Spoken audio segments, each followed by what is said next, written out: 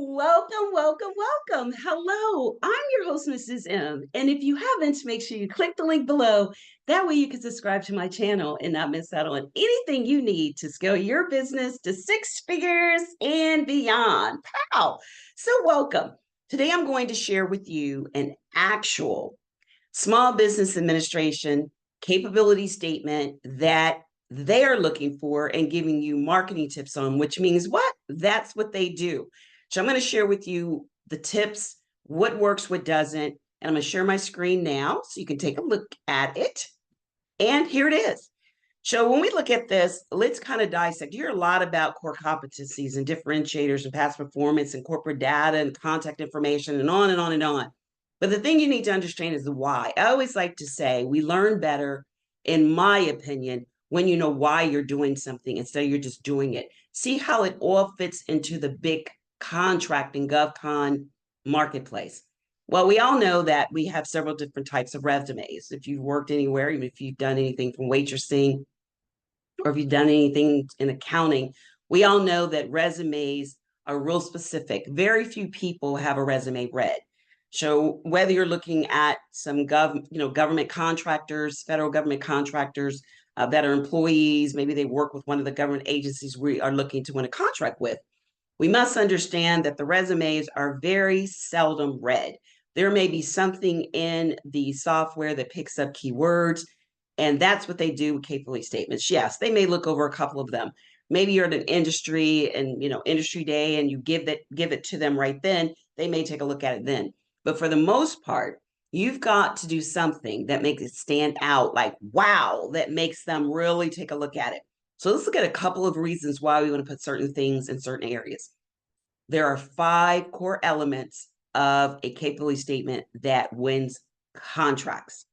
The number one thing I know that I've done that won me contracts was focusing on all of it, but I really paid a lot of attention to the differentiator, especially when I was just getting started because I didn't have a lot, like a real strong past performance. Yes, I'd done quite a bit in the commercial sector, but not a lot when I first got started with government. So I really wanted to talk about why that differentiator is important. Now, one of the things I do when I teach is I talk about setting up a system so you can do something again and again. And it's like you can repeat it, wash, repeat again and again. And when I look at why do I need to tell the government buyer about my core competencies, that's going to be one of the things that really talks to your government buyer, really speaks to your government buyer. Which service or product are you going to solve a problem for them? Everyone always wants to know what's in it for me. WIIFM. What's in it for me? You're here because you want to know what's in it for you. I take different things, courses, do all kinds of things because I want to know what's in it for me. Well, that's the same thing with that government buyer. They want to know what's in it for them. So you want to make sure that you're very succinct and specific with what is in it for them under your core competency. Next, we look at the differentiator. Now, this is one of my favorite areas because that's where you can be unique. There are millions and millions of small businesses in Cage. Millions of people have had their Cage code for 3 years and still haven't won a contract and no closer to winning one. Why? Because they walk, talk, and look exactly the same as every other one, everyone. So we want to make sure that we don't. That's what we want to do. So one of the ways we can do is take time to set ourselves apart. I know you hear that a lot. What does that mean? What does it mean to set yourself apart? Well, one of the things is I always talk about setting up a signature offer. Your offer should be unique to you. Something about you that you create that no one else has, that goes into how you're going to do some type of increase or decrease. It should be very specific. What's the percentage of change with your company that they're going to receive? Now, this is my favorite, high level, not eye level, because you want to think about this. This takes a little bit of time. It's not something you can just do. But as you look to get those high 6 figures, so we're going to start out with like no contracts, work on winning a no bid. That's our low hanging fruit. Focus on that. What can you do to put in your differentiator after doing some research and studying that's going to make you really, really stand out and set you apart? in that type of, that time frame. Focus on that first. And then once you've gotten that and you see some traction, and the traction could be you're starting to get movement.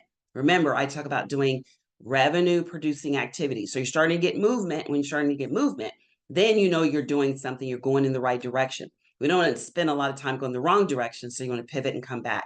What type of movement are you receiving? Are you getting emails? Are you getting phone calls? Are you being asked to have a capability briefing? The next thing is our past performance. This is as relevant as if it's a subcontractor. Let's say you did subcontracting, or if you have subcontractors that are teaming with you, you can also put their past performance on there as well. Now, remember, it's not as simple as just adding it. They may reach out to them. What are they going to say? So you've got to do a little bit more than just only add them. You've got to have a conversation. You have to make sure that all of this is in sync with what you're trying to do, especially if you're looking at doing the middleman method. Then we have our corporate data. You can put all that information in there, our UEI and if we are certified, and then our contact information. My biggest thing that I like to really bring home or really get your attention on is that differentiator. That is so important because when I talk to contracting officers in the Washington, D.C. area where I'm so fortunate to reside, that's what they look for. That's when they do the connections, when they feel like you really get them. You're here to solve their problem. And if you can see, even when it comes to the SBA talking, they talk about the elements and characteristics of your company that's really going to set it apart. So, bam, this can be that multi six-figure total contract capability statement that's really hitting it out the park. So don't be afraid to look at some things, tweak some things, keep sending it out until you start getting some traction. That's how you know you're doing the right thing. Anyone can talk the talk and walk, blah, blah, blah, blah.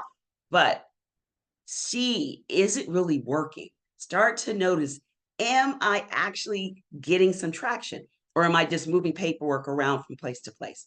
So slow it down, take your time, make sure that you start to really focus on personalizing this capability statement and think about capabilities, like even they say on this, don't be afraid to grab their attention by putting your links for your social media, your DSBS, your website, your LinkedIn on your capability statement. That could be in your corporate data or in your contact information. I probably put in my corporate data.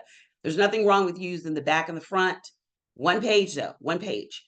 And we always want to have a CTA, call to action. What is your goal? It's to win a contract, for them to pick up the phone and say, hi, I've seen you, I want you, or to email you and say you'd be a good fit for someone they know. So don't be shy in this area, give it your all, because this is how we win those contracts. And if you want to learn more, then this is what you can do. Simply click the link and make sure you register for my weekly GovCon. And that leads us to our disaster relief middleman and how to sell products workshop. It is so, so, so, so great for if you're just getting in or you're making your way. It's a great way to get started, and it gives you a lot more than just the beginning. We actually talk about pricing and so much more. So make sure you click the link to sign up. I'd love to see you. And until next time, make sure that you're safe, and I'll see you soon. Okay. Bye-bye.